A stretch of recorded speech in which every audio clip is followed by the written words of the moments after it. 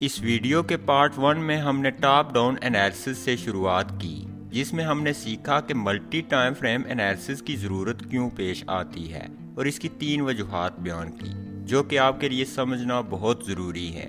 तो अगर आपने पार्ट 1 मिस कर दिया है तो डिस्क्रिप्शन में इसका लिंक है, पहले पार्ट 1 देखें, उसके बाद ये वाली वीडियो देखें। तो अब सीखते हैं step by step top down analysis technique. इसमें हम बड़े टाइम फ्रेम से शुरू करते हुए लोअर टाइम फ्रेम्स की छोटी से छोटी डिटेल में जाते हैं ताकि बेहतरीन ट्रेडिंग अपॉर्चुनिटीज हासिल कर सकें। इसमें हम चार्ट एनालिसिस में टाइम फ्रेम की 3 इकसाम को कंसीडर करते हैं। शुरू हम हायर टाइम फ्रेम से करते हैं। हायर टाइम फ्रेम्स में वीकली और डेली टाइम फ्रेम्स शामिल होते हैं। इनमें हम मार्केट स्ट्रक्चर के की लेवल्स को आइडेंटिफाई करते हैं।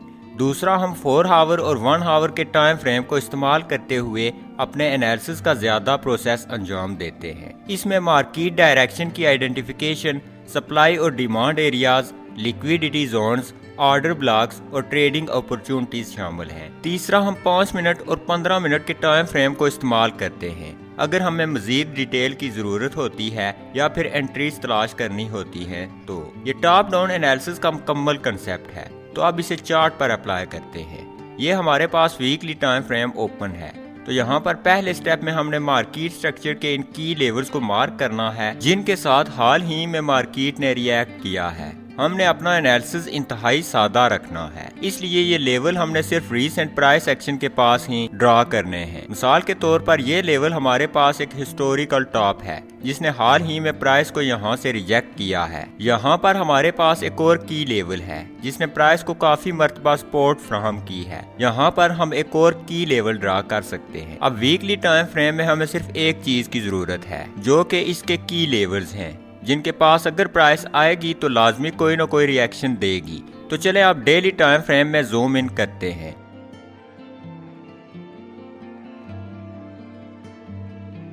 तो डेली टाइम फ्रेम में हमने सबसे पहले इन वीकली लेवल्स को रीएडजस्ट करना है और इसका मकसद लाइन को कहीं ज्यादा टचेस के साथ मिलाना है। उसके बाद हमने डेली मार्केट स्ट्रक्चर के की लेवल्स ड्रा करने हैं जिसमें हम लाइन के कलर को तब्दील कर देंगे ताकि जब हम लोअर टाइम फ्रेम्स में मुंतकिल हों तो डेली और वीकली लेवल्स की पहचान हो सके, क्योंकि टाइम फ्रेम्स जितना बड़ा होता है की लेवल की अहमियत उतनी बढ़ जाती है। अब डेली टाइम फ्रेम में भी सिर्फ ये एक चीज है जिसकी हमें जरूरत है, लेकिन याद रखें जब आप मार्केट स्ट्रक्चर के की लेवल्स ड्रा कर रहे हों तो 3 चीजें आपने अपने जहन में रखनी है। पहली चीज ये है कि लाइन वहां ड्रा करें जहां पर ज्यादा से ज्यादा मरतबा लाइन किसी खास लेवल के साथ टच हो रही हो। दूसरा, कोशिश करें कि सपोर्ट या रेजिस्टेंस लाइन को कैंडल की बॉडी से ड्रा करें। तीसरा, इन लेवल्स को एरियाज के तौर पर देखें, एक सॉलिड लाइन के तौर पर नहीं। उसके अलावा जब हम मार्केट स्ट्रक्चर के की लेवल्स की तरफ देखते हैं तो हमने इन 5 अहम क्राइटेरियाज को अपने जहन में रखना है। इनमें से पहला क्राइटेरिया टर्निंग पॉइंट्स का है। टर्निंग पॉइंट से मुराद वो एरियाज हैं जिन्होंने हाल ही में मार्केट को रिवर्स किया होता है। मार्केट इन एरियाज को ओवर वैल्यू या अंडर वैल्यू एरियाज के तौर पर देखती है और जब प्राइस इन एरियाज के पास वापस आती है तो इसके इन एरियाज के साथ रिएक्ट करने के इम्कानात बढ़ जाते हैं। दूसरा क्राइटेरिया मल्टीपल या एक से ज्यादा रिजेक्शंस का है। एक एरिया से एक से ज्यादा मरतबा रिजेक्शन मिलने का मतलब होता है कि ट्रेडर्स ने सेम लेवल पर मुख्तलिफ मरतबा एक्शन लिया है, जिस वजह से ये एरिया मजीद पावरफुल बन गया है। ज्यादा रिजेक्शंस बेहतर होती हैं, लेकिन ये कोई गारंटी नहीं होती कि हर बार ही लेवल होल्ड कर पाएगा। जब मार्केट किसी खास लेवल तक पहुंचती है तो हम प्राइस एक्शन को क्लोजली वॉच करते हैं ताकि इंडिकेशन ले सकें कि यहाँ पर क्या हो रहा है। अगर तो रिजेक्शंस हर मरतबा वीक हो रही हूँ तो प्राइस के इस लेवल से ब्रेक थ्रू हासिल करने के इम्कानात बढ़ जाते हैं, लेकिन उसके बाद ये एक स्ट्रॉन्ग सपोर्ट बन जाती है अगर दोबारा प्राइस इस लेवल पर वापस आती है तो। तीसरा क्राइटेरिया एक लेवल के सपोर्ट और रेजिस्टेंस दोनों तरह के रिएक्शन से मुतल्लिक है। अगर मार्केट स्ट्रक्चर का कोई लेवल पहले एक सपोर्ट और रेजिस्टेंस दोनों तरह से रिएक्ट कर चुका है तो प्राइस के इस लेवल को ब्रेक करने के इम्कानात बढ़ जाते हैं। चौथा क्राइटेरिया किसी खास एरिया से प्राइस का बहुत तेजी के साथ दूर जाना है। दूसरे लफ्जों में हैवी किस्म की रिजेक्शन। इसका मतलब कोई छोटा सा रिएक्शन नहीं बल्कि सॉलिड रिवर्सल होता है। जितनी तेजी के साथ और जितना दूर प्राइस इस लेवल से जाती है उतना ही अहम वो लेवल बन जाता है। पांचवा क्राइटेरिया रिसेंटली रिस्पेक्टेड या क्रिएटेड लेवल्स का है। प्राइस के रीसेंट लेवल्स हमेशा ज्यादा बाअसर होते हैं, क्योंकि वो मौजूदा और नए लेवल्स होते हैं, चाहे वो ट्रेडिशनल सपोर्ट रेजिस्टेंस या ऑर्डर ब्लॉक्स हों। तो आप 4 आवर के टाइम फ्रेम में जूम इन करते हैं और अपने एनालिसिस को कंटिन्यू रखते हैं। अब हमने स्मार्ट मनी कॉन्सेप्ट्स की तरफ बढ़ना है। यहाँ पर 4 आवर के टाइम फ्रेम में दोनों वीकली और डेली की लेवल्स हमारे सामने हैं। इनमें से हर एक स्ट्रॉन्ग सपोर्ट या रेजिस्टेंस के तौर पर अमल कर सकता है। तो हमने इन लेवल्स को 2 तरीकों से इस्तेमाल करना है। पहले तरीके में हमने इनसे मार्केट की मौजूदा डायरेक्शन को आइडेंटिफाई करने में मदद लेनी है। उसमें हमने इन लेवल्स को अप साइड या डाउन साइड में ब्रेक करना है और ये समझने की कोशिश करनी है कि आया इस वक्त मार्केट में डिमांड ज्यादा है या फिर सप्लाई, और क्या प्राइस अगले लेवल की तरफ अपनी हरकत को जारी रख सकती है। दूसरा, हमने इनको अपनी ट्रेड्स के लिए एक हायर टाइम फ्रेम के टारगेट के तौर पर लेना है। तो इस तरह 4 आवर के टाइम फ्रेम में हमने स्मार्ट मनी कॉन्सेप्ट्स को मुकम्मल तौर पर अप्लाई करना है।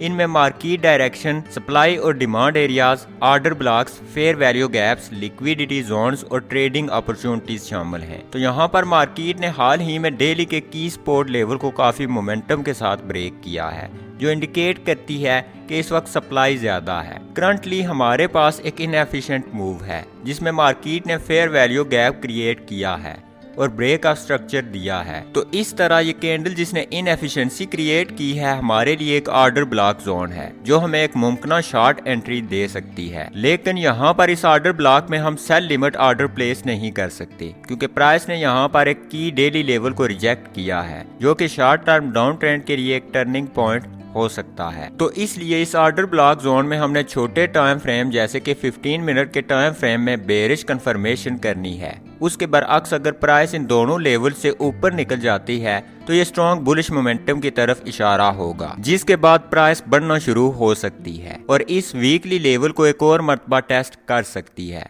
अब 1 आवर के टाइम फ्रेम में जूम इन करते हैं और अपने एनालिसिस को कंटिन्यू रखते हैं। एक दफा फिर यहाँ पर इस टाइम फ्रेम में भी हमने मुकम्मल तौर पर स्मार्ट मनी कॉन्सेप्ट्स अप्लाई करने हैं, जिसमें मार्केट डायरेक्शन की identification, supply demand areas, order blocks, fair value gaps, liquidity zones और मुमकिन ट्रेड अपॉर्चुनिटीज शामिल हैं। हम जानते हैं कि हायर टाइम फ्रेम डायरेक्शनल बायस इस वक्त बेरिश है और हम तवक्को रखते हैं कि प्राइस 4 आवर के टाइम फ्रेम के ऑर्डर ब्लॉक से रिजेक्ट हो सकती है। इस डेली जोन को मिटिगेट करने के बाद मार्केट इस वक्त डीप रिट्रेसमेंट कर रही है और 4 आवर के ऑर्डर ब्लॉक तक पहुंचने से पहले लिक्विडिटी जोन क्रिएट कर रही है, जो कि एक और कंफर्मेशन है। इस वक्त मार्केट एक शॉर्ट टर्म अप ट्रेंड में है और एक आइडियल सिचुएशन ये हो सकती है कि प्राइस 4 आवर और 1 आवर के टाइम फ्रेम में सेम बेरिश डायरेक्शन को कंफर्म कर दे। अब तक हमने प्राइस एक्शन और स्मार्ट मनी कॉन्सेप्ट्स को मुकम्मल तौर पर चार्ट पर अप्लाई कर दिया है और हमारे पास 4 आवर का ऑर्डर ब्लॉक मौजूद है, जो कि हमारे लिए ट्रेड करने के लिए एक एरिया ऑफ इंटरेस्ट है। यहाँ पर यह नोट करना अहम होगा कि एक 4 आवर के ऑर्डर ब्लॉक के लिए हमने 15 मिनट के टाइम फ्रेम में कंफर्मेशन तलाश करनी है, जबकि 1 आवर के लिए हमने 5 मिनट के टाइम फ्रेम में कंफर्मेशन करनी है। तो ये 15 मिनट का चार्ट है, जो कि आखिरी टाइम फ्रेम है जिसको इस प्रोसेस में हमने एनालाइज करना है। इस टाइम फ्रेम में हमने सिर्फ कंफर्मेशन तलाश करनी है और पोजीशन इंटर करनी है।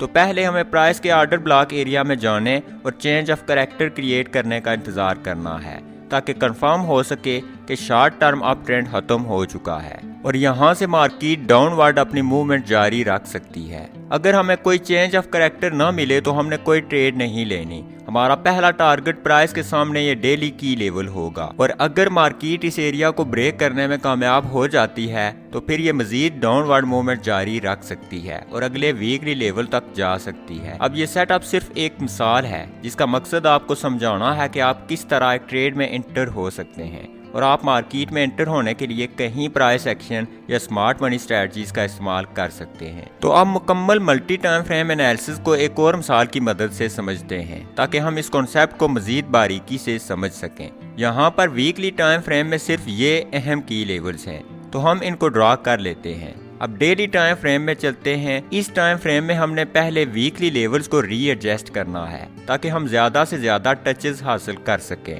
और अगर जरूरी हो तो इजाफी डेली लेवल्स ड्रा कर लेने हैं।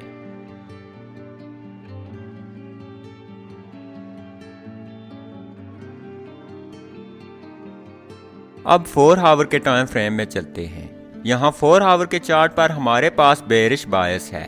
इस डेली लेवल को मिटिगेट करने के बाद मार्केट ने इस ऑर्डर ब्लॉक जोन में डीप रिट्रेसमेंट की है। तो यहाँ पर हमारे पास दो सिनेरियोज हैं। अगर लोअर टाइम फ्रेम्स यहाँ इस ऑर्डर ब्लॉक में बेरिश सिग्नल देते हैं तो हम यहाँ से शॉर्ट पोजीशन इंटर कर सकते हैं और हमारा प्राइमरी टारगेट ये डेली जोन होगी और हमारा सेकेंडरी टारगेट वीकली जोन। उसके बरअक्स अगर मार्केट इस ऑर्डर ब्लॉक को ब्रेक करके ऊपर निकलने में कामयाब हो जाती है तो हमारी 4 आवर डायरेक्शनल बायस बुलिश हो जाएगी और तवक्को रखेंगे कि प्राइस अगले वीकली और डेली लेवल्स तक जा सकती है। अब 1 आवर के टाइम फ्रेम में चलते हैं और मजीद डिटेल्स ऑब्जर्व करते हैं। यहाँ 1 आवर के चार्ट में हमारे सामने कहीं प्राइस एक्शन सिग्नल्स हैं। इस 4 आवर ऑर्डर ब्लॉक जोन को मिटिगेट करने के बाद मार्केट ने चेंज ऑफ कैरेक्टर दिया है, जो कि एक सिग्नल है कि शॉर्ट टर्म अप ट्रेंड खत्म हो चुका है और प्राइस मुमकिन तौर पर डाउनवर्ड अपनी मूवमेंट को कंटिन्यू रख सकती है। यहाँ इस 1 आवर के ऑर्डर ब्लॉक में हमारे लिए शॉर्ट पोजीशन में एंटर होने की बेहतरीन अपॉर्चुनिटी है और हमारा पहला टारगेट डेली लेवल होगा और इस वीकली लेवल को हम एक लॉन्ग टर्म टारगेट के तौर पर देख सकते हैं। इस वक्त लोअर टाइम फ्रेम्स में मजीद कन्फर्मेशन की जरूरत नहीं है जब तक कि कोई इस एनालिसिस की बुनियाद पर ज्यादा ट्रेड्स हासिल करने का ख्वाहिशमंद ना हो। लेकिन याद रखें, ज्यादा ट्रेड्स का मतलब ज्यादा प्रॉफिट नहीं होता।